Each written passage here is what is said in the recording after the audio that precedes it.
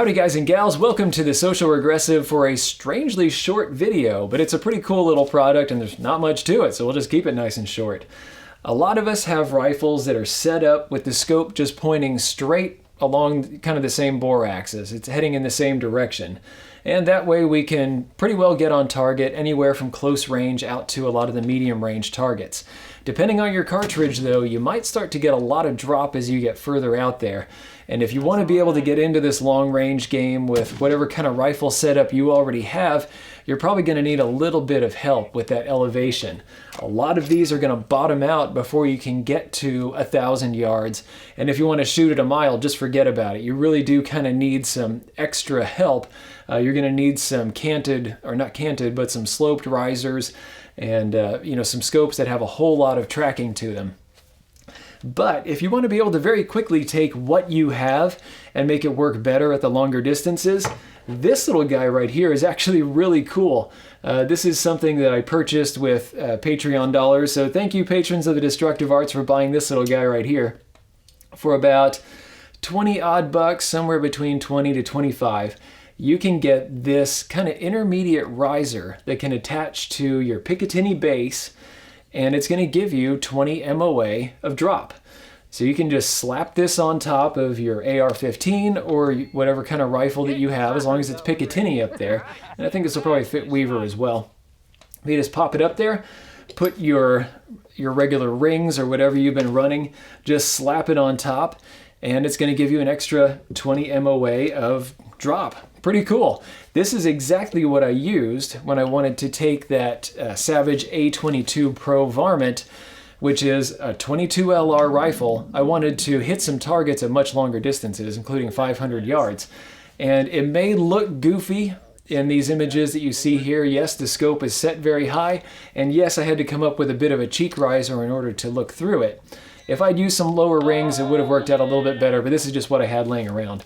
And that's how I was able to take that SWFA SS12X all the way out to 500 yards and actually make a couple impacts. Yes, the riser is going to mess up your cheek position, but as far as the other dimensions go, it's really not going to mess with it. This barely registers on this trigger pull scale. It's coming in at less than 4 ounces. I don't know, this must be like 2 ounces. It is, it's kind of skeletonized all the way around. It has great big holes cut in it. It weighs just about nothing. It has these steel screws in it. That's probably the heaviest thing about this whole piece.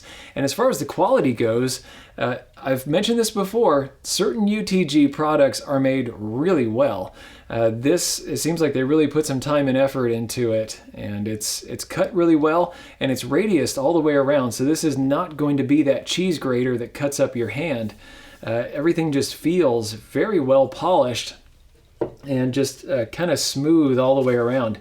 And when it comes to actually, the alignment on your rifle, on this one, it didn't seem to mess with my horizontal at all. It's very well built. It just pointed straight down the middle. The only thing it's doing is just kind of tipping it down some. So I was able to very easily just dial in my new 0, switch around the turrets. You don't even have to do that.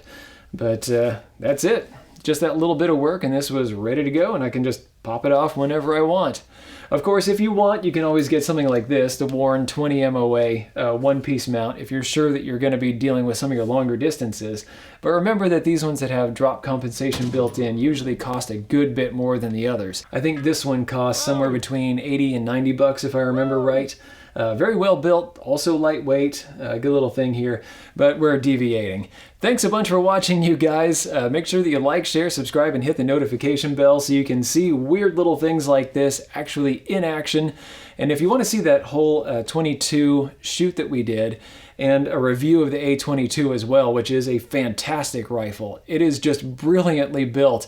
Digging into its action for the first time, I was just blown away by how smart the whole thing is. They have built just a heck of a machine. You really have to check it out. I'll put links to those videos down below. Thank you to patrons of the Destructive Arts that are helping me to buy little products like this. If anybody else wants to chip in $1 or $2 a month to be able to see tests on strange little things and some actually much bigger things like these scopes and rifles that you see here in the background, we have all kinds of cool tests coming up.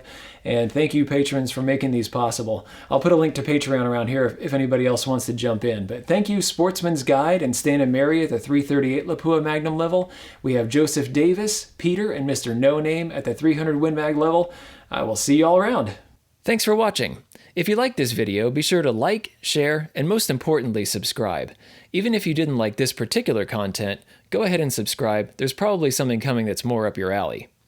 Check out this playlist right here. This is going to have videos in a similar vein to what you just watched. These two videos we cherry-picked for you. And finally, The Social Regressive is on Patreon. So you can become a patron of the Destructive Arts and earn some goodies while helping us to provide high-quality videos just by kicking us a few bucks a month. Thanks a bunch for your patronage.